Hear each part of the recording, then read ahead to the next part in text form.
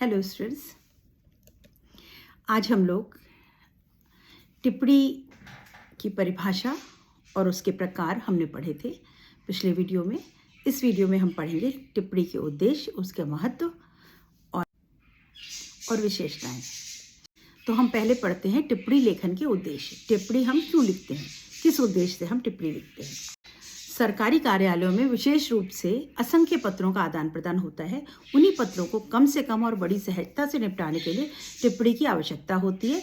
टिप्पणी लेखन के मुख्यतः 5 उद्देश्य होते हैं। अभी टिप्पणी एक कोई भी कार्यालय हो, चाहे वो सरकारी हो चाहे गैर सरकारी हो, उसमें इतने सारे पत्र रोज आते हैं।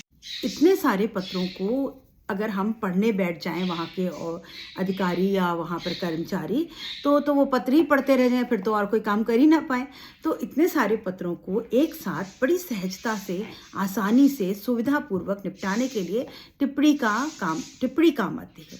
टिप्पणी की ज़रूरत पड़ती है। हम पत्रों पर, एक आदमी पत्र को शॉर्ट में टिप्पणी में लिख देता है और उस पर अगला अधिकारी उस पर क्या काम करना है उसको शॉर्ट में लिख देता है, फिर उसका अगला अधिकारी उस पर क्या काम करना है वो लिख देता है, और इस तरह से उन पत्रों का काम कंप्लीट हो जाता है। तो इसके जो मुख्य उद्देश्य हैं वो 5 उद्देश्य हैं। कौन कौन सा? कार्यालय में विचाराधीन विषय आदि, पत्र आदि संबंधी मामलात को हल करना, उन्हें सहजता से निपटाना। पहला उद्देश्य क्या है? जितने भी पत्राचार होते हैं, यानी पत्रों से का जो आदान प्रदान होता है, उनका काम सहजता से, आसानी से निपटाने के लिए टिप्पणी काम आती है। ऊपर अधिकारी के पास सभी तथ्यों को स्पष्ट रूप से तथा संक्षेप में अधिकारी के सम्मुख प्रस्तुत करना, और अगर किसी मामले में दृष्टांत या विशिष्ट निर्णय उपलब्ध हो तो उसकी ओर संकेत करना। और क्या इसका उद्देश्य होता है कि जो ऊपर वाला अधिकारी है उसको शॉर्ट में सब कुछ उस पत्र के बारे में बता देना, और अगर कुछ खास बात उसके बारे में है तो वो उस टिप्पणी में लिख देना। तो ऊपर वाले अधिकारी को ज़्यादा काम नहीं करना पड़ता, केवल टिप्पणी पढ़ करके वो काम चला लेता है। तो दूसरा ये उद्देश्य है। तीसरा उद्देश्य क्या है? पूरे पत्र में विस्तृत तथ्यों को सूत्र शैली में समझाना। पूरे पत्र में, लंबे से पत्र होते हैं, करीब कभी कभी तो पत्र 5-5, 6-6 पेज के पत्र होते हैं, तो उन सब के जो मुख्य विषय है, मुख्य तथ्य हैं, उनको सूत्र शैली में, यानी किसी फॉर्मूले के रूप में या पॉइंट वाइज समझा देना, ये टिप्पणी का उद्देश्य होता है। आवश्यक विषय तथा पत्र व्यवहार पर अपने विचारों को स्पष्ट करना।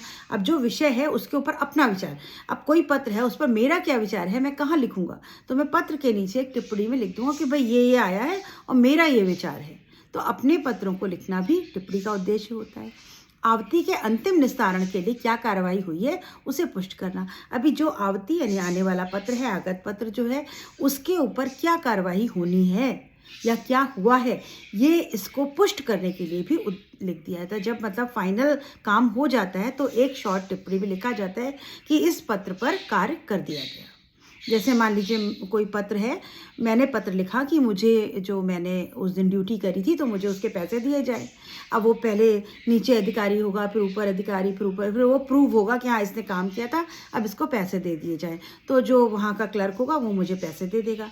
अब पैसे मुझे मिल गए, ये बात मेरे ही पत्र पर लास्ट टिप्पणी में लिख दी जाएगी कि पेड, इनको इस कार्य के पैसे दिए गए, और वहाँ पर समाप्त।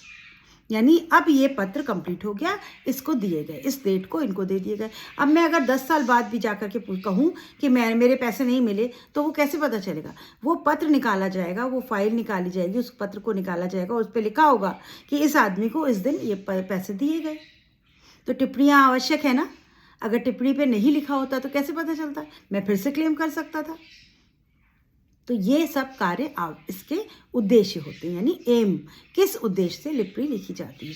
अभी टिप्पणी के अव्यय या टिप्पणी लेखन की प्रक्रिया, उसके मुख्य अव्यय क्या हैं, क्या क्या बातें खास होती हैं टिप्पणी में, और उसको लिखने की कैसे लिखा जाता है, तो उसका तरीका है। टिप्पणी के अवयवों को लेकर विद्वानों में मतैक्य नहीं है। कुछ लोग 4 अंग बताते हैं, कुछ 8 बताते हैं, कुछ 5 बताते हैं। अभी डॉक्टर विनोद गोदरे ने टिप्पणी के 5 अंग बताए, तो आप यहाँ मुख्य 5 अंग पढ़ेंगे। अंग मतलब पार्ट्स। टिप्पणी के 5 पार्ट होते हैं, 5 पार्टों में लिखी जाती है। क्या होता है? आवती का विषय, किस विषय के बारे में है ये, वो विषय लिखा जाता है। कारण, किस कारण से है, इसमें कौन सा नियम लगेगा, वो लिख दिया जाता है। और कार्य की स्थिति क्या है, कार्यालय में कार्य की स्थिति क्या है, अभी काम हो सकता है कि नहीं, अभी कठिनाई है काम में या तुरंत हो जाएगा, वो लिख दिया जाता है। और सुझाव, अपने सुझाव दे दिए जाते हैं। तो ये इसके 5 अंग हैं: विषय, कारण, नियम, स्थिति और सुझाव। ये आप 5 अंग याद कर लेंगे। इसे समझाते हुए वे कहते हैं कि पहले 2 चरणों में आवेदन किया जाता है। पहला जो चरण है विषय, उसमें कोई आदमी या कोई संस्था आवेदन करती है कि भाई मुझे ये चाहिए, फिर बताया, आवेदन किया गया है, बताया गया है, इस तरह के वाक्यों का प्रयोग होता है। तीसरे चरण में, पहले दूसरे में, फिर तीसरे में कि इसमें ये किया जा सकता है या ये नहीं किया जा सकता है, ऐसी बातें लिखी जाती हैं। फिर चौथे चरण में लिखा जाता है हाँ ठीक है या ठीक नहीं है, ऐसे बातें होती हैं। और 5वें में लिख दिया जाता है किया जा सकता है या नहीं किया जा सकता है, या ये इसका ये रास्ता हो सकता है, इस तरह से। यानी कि स्थिति के अनुसार और पद के अनुसार भाषा में परिवर्तन होता है। ये हम पहले भी पढ़ चुके हैं। अभी इसमें 5 जो इसके भाग हैं उनको एक बार फिर से अलग अलग पढ़ लेते हैं। आवृत्ति का विषय, टिप्पणी लेखन की प्रक्रिया का यह पहला चरण है। इसमें प्रेक्षक ने क्या मांग की है उसका उल्लेख रहता है, यानी किस विषय पर ये टिप्पणी है वो पहले लिखा जाता है।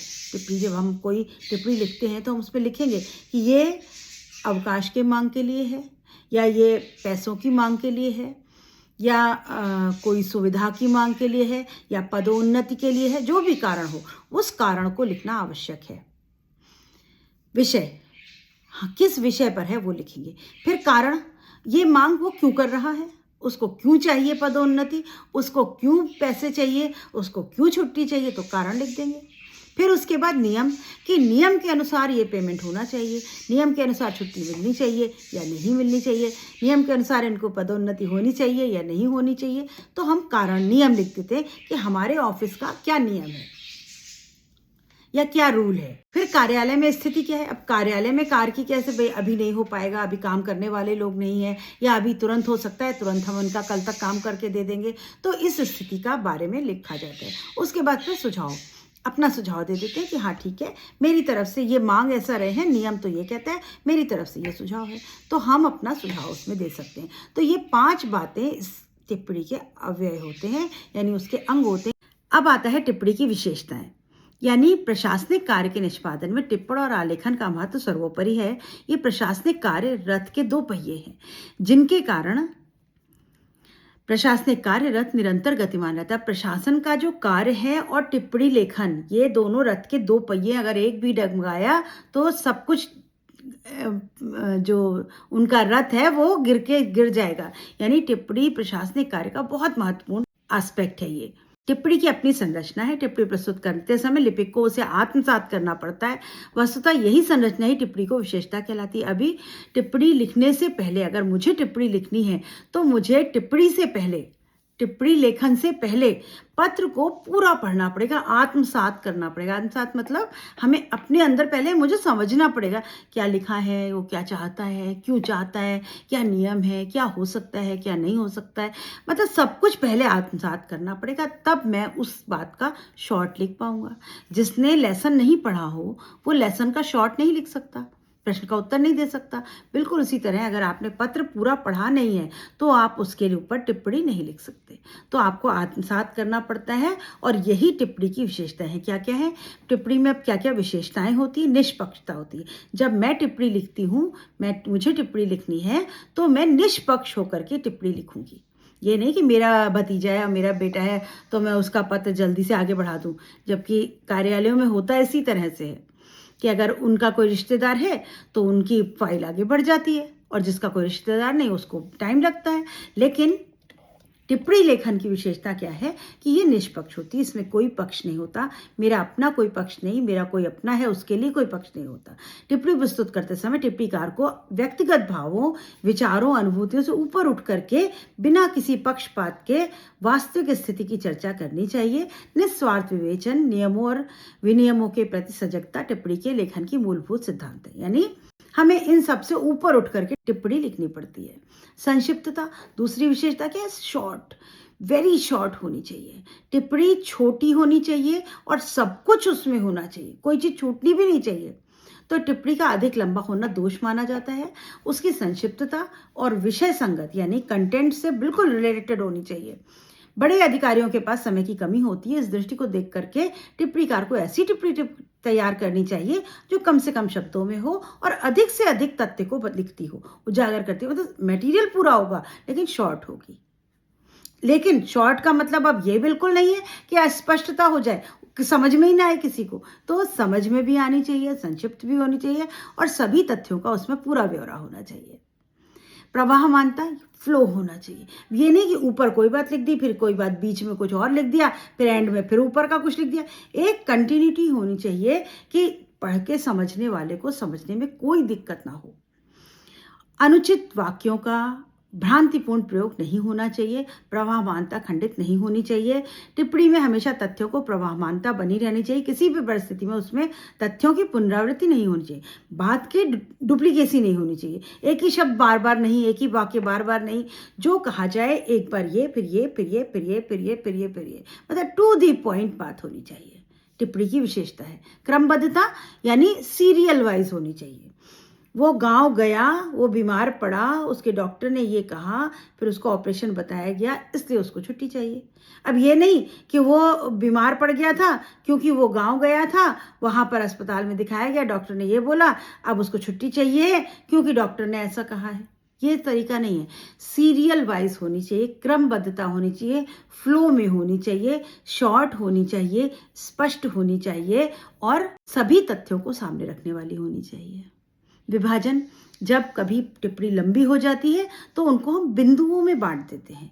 पैराग्राफ बदल के भी लिख सकते हैं लेकिन हम उनको बिंदुओं में बांट करके विभाजित करके लिखते हैं। इस प्रकार तैयार की गई टिप्पणी को आंशिक टिप्पणी या अनुभागीय टिप्पणी भी कहा जाता है। मतलब अभी एक ही टिप्पणी है, उसमें कुछ काम जो है वो स्वास्थ्य विभाग को देखना है, कुछ काम जो है वो प्रशासन विभाग को देखना है, कुछ काम जो है वो नीचे लिपिक को देखना है। तो अलग अलग पॉइंट में लिखा जाएगा, जिससे कि ऊपर वाली टिप्पणी स्वास्थ्य विभाग वाले उसकी देखरेख कर लेंगे, प्रशासन विभाग वाले बड़े अधिकारी जो है उसकी देखभाल कर लेंगे और लिपिक जो है वो नीचे वाली देखभाल कर लेंगे। तो हर मामले के लिए अलग अलग छोटी छोटी टिप्पणियां लिख दी जाती हैं। इसको आंशिक टिप्पणी यानी शॉर्ट टिप्पणी या अनुभागीय टिप्पणियां कहा जाता है। विभाग फिर अनुभाग, डिवीजन फिर सब डिवीजन। कई बार लंबा होने की वजह से हम उनको सब डिवाइड कर देते हैं। अनुच्छेदों का प्रयोग टालना चाहिए। अब अनुच्छेद यानी पैराग्राफ में नहीं लिखना चाहिए, इनको पॉइंट बनाकर लिखना चाहिए, क्रमानुसार संख्या डाल करके। ये इसकी विशेषता है।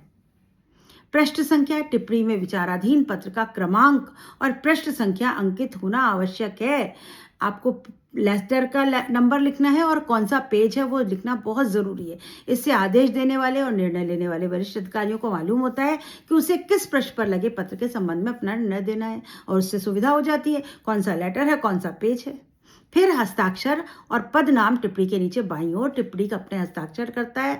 हस्ताक्षर में अपना नाम और आद्याक्षर करता है। आद्याक्षर मतलब इनिशियल। जैसे मेरा नाम मनीषा सक्सेना है तो मैं MS लिख सकती हूँ, ये इनिशियल्स हैं मेरे।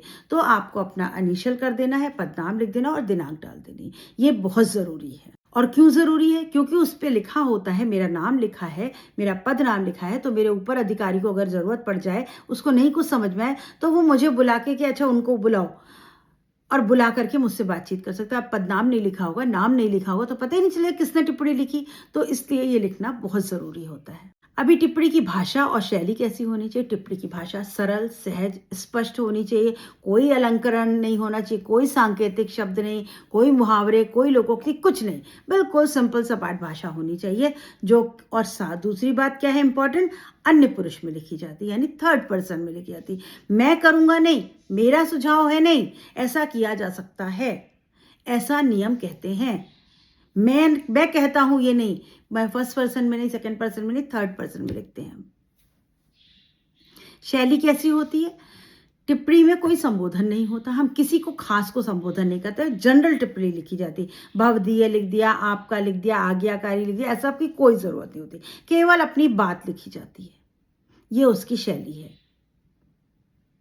और हिंदी में अपनी हिंदी की अलग भाषा होती है, अपना एक तरीका होता है लिखने। शैली मतलब लिखने का तरीका। तो हमारा एक लिखने का तरीका है, हम कोई महोदय और महोदया, आदरणीय, प्रिय नहीं लिखते। आपका ये, आपका वो, ऐसा कुछ टिप्पणी में नहीं लिखा जाता है, ये पत्र में लिखा जाता है। टिप्पणी में सिर्फ मतलब की बात लिखी जाती है और ख़त्म करके अपना सिग्नेचर, पदनाम और दिनांक लिख दिया जाता है, बस। तो अभी इतनी सारी बातें कर पढ़ने के बाद आपको समझ में आ गया होगा कि टिप्पणी कितनी महत्वपूर्ण होती है। फिर से एक बार इसके महत्व देखते हैं। टिप्पणी कार्यालयीन कार्यकलापों को जीता जागता दस्तावेज और लेखा जोखा है। टिप्पणी जो है किसी भी ऑफिस का एक लाइव प्रूफ है और इस लेखे जोखे के कारण कर्मचारियों को बदलने के बावजूद भी कार्यालय का काम निर्बाध रूप से चलता रहता है। इसीलिए सालों साल बीत जाते हैं तो भी आप कोई पुरानी फाइल निकाल करके खोलें तो आपको पता लग जाएगा किस लेटर में किसने क्या कहा, किसने क्या टिप्पणी लिखी थी, आपको सब पता लग जाएगा। ईयर में आपने फिल्मों में देखा होगा ना, कोई नहीं मिल रहा है तो वो जो एडवोकेट है, वकील हैं, वो जा करके पुरानी फाइलें खोल करके निकाल करके डाटा लेकर आते हैं।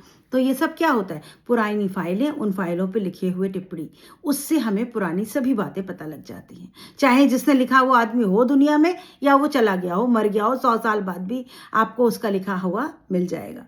टिप्पणी का दूसरा महत्व है कि किसी समस्या पर सभी अधिकारियों और कर्मचारियों पर विवेकपूर्ण और तर्क संगत निर्णयों का लेखा जोखा होता है। अतः इसके कारण एक तो गलती होने की संभावना कम होती है और दूसरी गलती करने वाले कर्मचारी को आसानी से पकड़ा जा सकता है। अभी ऑफिसर और नीचे वाले के बीच में बातचीत, वार्तालाप टिप्पणियों में होता है। बार बार बुला के बात नहीं होती, टिप्पणी में लिखा होता है। अब अगर नीचे वाले ने गलती करी है और कभी बाद में इनकेस कोई प्रॉब्लम आई तो टिप्पणी देख के पता लग जाएगा इसने गलत किया, तो किसने गलती करी ये भी पता लग जाता है। और क्योंकि हम लिख के बात करते हैं तो गलती होने के चांस कम होते हैं। मान लीजिए मैंने ओरली बोल दिया ये कर देना, सामने वाला भूल गया क्या कहा था, क्या करने को कहा था, उसने कुछ और कर दिया। लेकिन क्योंकि हैंड रिटन लिखा हुआ है तो गलती होने के चांस कम होते हैं और अगर गलती हो जाए तो वो पकड़ी भी जाती है तुरंत। कार्यालय के हर छोटे बड़े मसले के लिए एक फाइल होती है। इस फाइल में मसले पर की जाने वाली छोटी बड़ी प्रत्येक कार्रवाई का विवरण अंकित होता है। अभी हर काम की एक फाइल होती है, फाइल पर सब कुछ डिटेल लिखा होता है और ईयर वाइज कार्यालयों में फाइल लगी हुई होती है। आजकल कंप्यूटर पे सब काम हो गया है, डेटा कंप्यूटर पर भी होता है, लेकिन फिर भी फाइल्स का और टिप्पणी का महत्व आज भी खत्म नहीं हुआ है और खास तौर से सरकारी मामलों में तो बिल्कुल भी खत्म नहीं हुआ। बाहर से आई हुई डाक अधिकारियों की टिप्पणी मसले से संबंधित कार्रवाई का विचार, उस मसले पर अधिकारी या अधिकारियों द्वारा लिए गए निर्णय आदि सभी फाइल में दर्ज होता है। इस कार्य के विषय में नीति निर्धारण और भावी योजनाओं को रूप देने में मदद मिलती है। टिप्पणी में सब कुछ लिखा होता है, फाइलों में सब कुछ होता है। मान लीजिए कोई 50 साल पहले कोई काम शुरू हुआ, नहीं हो पाया, खत्म हो गया, बीच में रुक गया, 50 साल बाद अगर वो पुरानी फाइल निकाली जाएगी और उसके पूरे डिटेल्स पढ़े जाएंगे तो आगे 50 साल बाद अगर कोई योजना बनानी है तो वो पुरानी फाइल काम आएगी और हमें आगे की योजना बनाने में वो फाइल मदद करेगी। तो टिप्पणियाँ इतनी ज़रूरी हैं, ये कागजात इतने ज़रूरी हैं कि आगे भी कोई भावी योजनाएं बनानी होती हैं तो हमें उनकी आवश्यकता पड़ती है। जैसे प्रधानमंत्री हैं 5 साल के लिए आते हैं तो अब उनके पहले अगर 5 साल पहले कोई और प्रधानमंत्री थे तो उन्होंने उस समय इस बात पर क्या निर्णय लिया था, कैसे पता चलो, उनको तो नहीं मालूम। तो वो पुरानी फाइल निकलवाएंगे, लिखेंगे अच्छा उन्होंने ये कहा था तो अब ये होना चाहिए, आगे हम ऐसी प्लान करते हैं। तो इस तरह से भावी योजनाएं इन्हीं पत्राचार, इन्हीं टिप्पणियों के कारण होते हैं। टिप्पणी कर्मचारी और अधिकारियों के बीच होने वाली बातचीत का रिटन लेखा जोखा है, रिटन प्रूफ होता है। मौखिक बातचीत के द्वारा सभी मुद्दों पर बातचीत कर पाना मुश्किल होता है, इसीलिए टिप्पणी लेखन बहुत महत्वपूर्ण होता है। अभी इसका जो प्रारूप है वो हम पढ़ चुके थे पिछले उसमें, ये कैसे हम लिखते हैं और कैसे उस पर टिप्पणी की जाती है। तो बच्चों यहाँ तक हम टिप्पणी के बारे में सब कुछ पढ़ चुके हैं। अब आपको समझ में आ गया होगा टिप्पणी किसे कहते हैं और वो इतनी महत्वपूर्ण क्यों है और टिप्पणी कैसे लिखी जाती है। और टिप्पणी लिखने की विशेषता क्या है, आपको शॉर्ट लिखना है, पॉइंट वाइज लिखना है, उसमें अपना इनिशियल यानी शॉर्ट हस्ताक्षर करना है, पदनाम लिखना है और दिनांक डालनी। ये लेफ्ट हैंड भी लिखा जाता है और राइट हैंड भी है तो वो गलत नहीं मानते। आधुनिक समय में आज हम क्योंकि टाइप करके लिखते हैं तो वो लेफ्ट अलाइन होना चाहिए। तो बच्चों यहाँ खत्म होता है टिप्पणी लेखन। मिलते हैं अगले टॉपिक के साथ अगले वीडियो में। तब तक चैनल को देखते रहिए और लाइक शेयर सब्सक्राइब करिए और अपने दोस्तों को शेयर करिए जिससे कि ज़्यादा से ज़्यादा बच्चों को लाभ मिले और मुझे भी ज़्यादा से ज़्यादा बच्चों से जुड़ने का मौका मिले। Good bye.